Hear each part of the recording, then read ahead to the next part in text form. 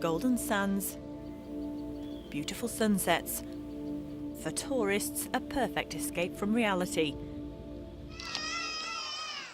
But for those who live here, the reality is quite different.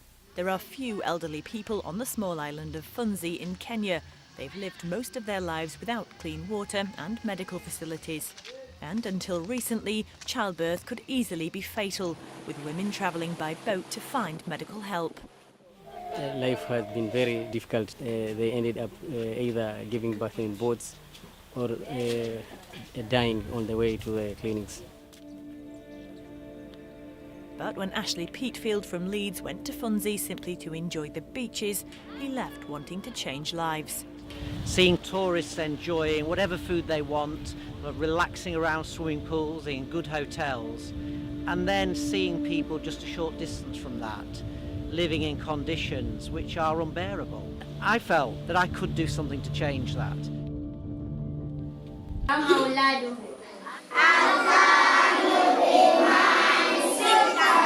And 10 years ago, the Funzi and Bodo Trust was born. First priority was medical care. Within a few years, there were 2 clinics. This one here is across the water from Funzi on mainland Bodo. And a major concern for the trust was childbirth. We see many different things, like sometimes we have pregnant ladies coming to deliver. People are very happy and thankful. They are always saying that had it not been the Funzi and Bodo Trust, people would still have been dying and struggling. Fatma has 5 children. Before baby Elizabeth, she had to give birth in a mud hut.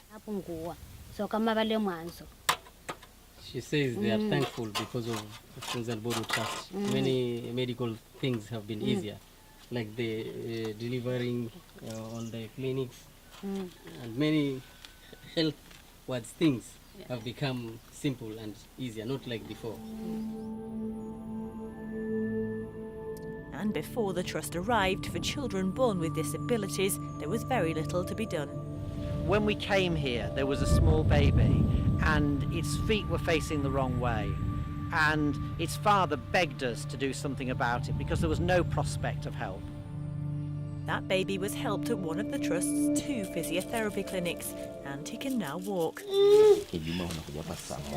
Today, physios at this centre in Bodo continue to help dozens of children do the same. They have done quite a good job in bringing this facility to the community. We've been able to identify so many cases within the locality, and these patients would really not have been able to achieve what we have achieved were it not for the institution. But there are other dangers which can prevent children from walking. On the mainland, parasites known as jiggers lie on the ground. People within the villages, mostly, or many of them, used to foot bare on the ground, and this is the one we are getting the parasites. The Trust now offers vital treatment. Here are the hydrogen peroxide. For less severe cases, treatment can be simple.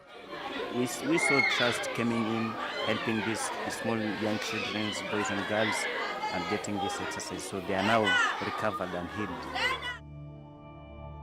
But where injuries are particularly difficult to heal, the Funzi and Bodo Trust has stepped in to pay for medical costs at bigger hospitals. Rebecca had first-degree burns from an accident at home. I was very confused. I don't know what to do. My child is burned in the hospital and the bill is too big to me to pay.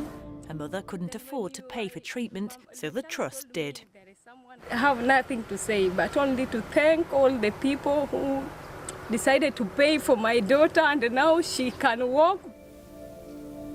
But while emergency medical treatment is important, so too is preventing disease. That's why Ashley's Trust has installed wells with clean water, and his volunteers regularly check up on the 170 toilets they've built. Nowadays, since we got the toilets, there are no diarrhea in Funzi, and we are not going to the bush or using the mangroves. Children are beginning to enjoy life and the landscape just as tourists do, but it all costs money. Tomorrow, find out how the Trust is helping local people to pump funds into their community. money is hard to come by, and we have to look at how we keep this going. That's why we've started to educate young people. So we are all the time looking to the future. There's still a huge amount to be done here, but I think we're on the right path. And you just talk to any of the villagers and they will tell you that that's the case.